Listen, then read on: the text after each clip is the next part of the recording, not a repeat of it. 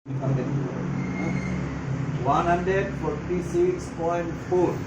ইয়াৰ কি ওলাব লাগে বৰ্গমূল বৰ্গমূল ওলালে আমি কি কৰিম দশমিকৰ বাওঁফালে জোৰা হিচাপত লিখিম এক জোৰ এটো জোৰা নহল থাকক আৰু ইফালে এটো এজোৰ তাৰমানে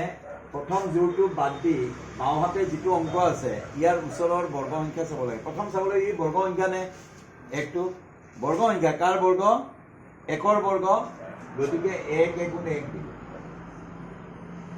দিকেনে আমি হৰণ অংকত যেনেকৈ বিয়োগ কৰো ইয়াতো বিয়োগ কৰিম 0 0 একৰ 1 গলে 0 0 তো আমি নিলিখো হৰণ অংকত আমি কেইটা নমাও এটা ইয়াতে কিন্তু দুটা নামিব কেটা নামিব দুটা এই যে জোৰা হিচাপত লৈছিলো সেই জোৰাটো নামিব নামাৰ পিছত ইয়াক আকৌ এটা কিবাৰে হৰণ কৰিব লাগিব এই হৰণটো কি হ'ব ইয়াতে যেটো ভাগফল পালো ইয়াৰ দুগুণ তাৰ মানে এই একটোৰ এইটো একৰ দুগুণ 2 এটো লিখিব নালাগে মই বুজিবৰ কাৰণে এটা দিলো 2 তাৰ পিছত 2 ৰ পিছত আমি যদি 1 এটা দিও তাৰ মানে 1 এটা দিকেনে বাৰ দিব পাৰিম বা 2 দিকেনে দিব পাৰিম 3 দিকেনে দিব পাৰিম 1 দিলে 1 ৰে পূৰণ 2 দিলে 2 ৰে পূৰণ 2 ৰে পূৰণ কৰিলে কি হ'ব 2 দুগুণ 4 2 দুগুণ 4 ইয়াতকে সৰু হৈ থাকিল না নাই তিনিবাৰ নিশ্চয় না যায় কাৰণ 3 দুগুণ 6 হৈ যাব ইয়াতে 4 হে আছে গতিকে আমি দুবাৰ দিলো এই দুইবাৰটো এতেও যাব তাৰ মানে 22 দুগুণ কিমান হ'ল 44 বিয়োগ কৰিলো 6 ৰ 4 গলে 2 কেটা নামিব দুটা দশমিকৰ পিছত আছে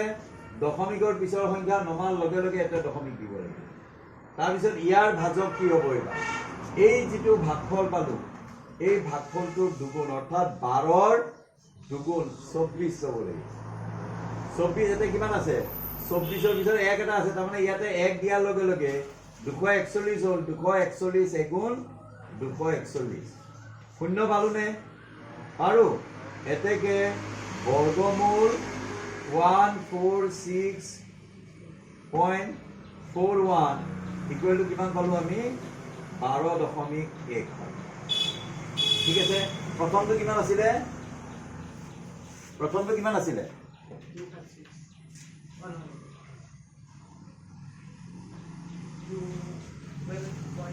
12.25 এইটো কেনে কৰিম স্যাৰ এইটো দশমিকৰ বাওঁফালে এজোৰে আছে 12 ৰ ওচৰৰ বৰ্গ সংখ্যা কি 3 3 গুণ 9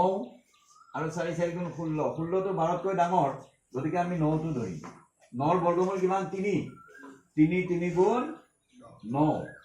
12 ৰ 9 গলে 3 নামিব কেইটা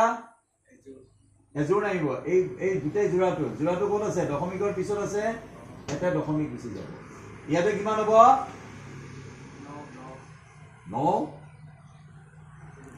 কিমান গুণ কৈছিলো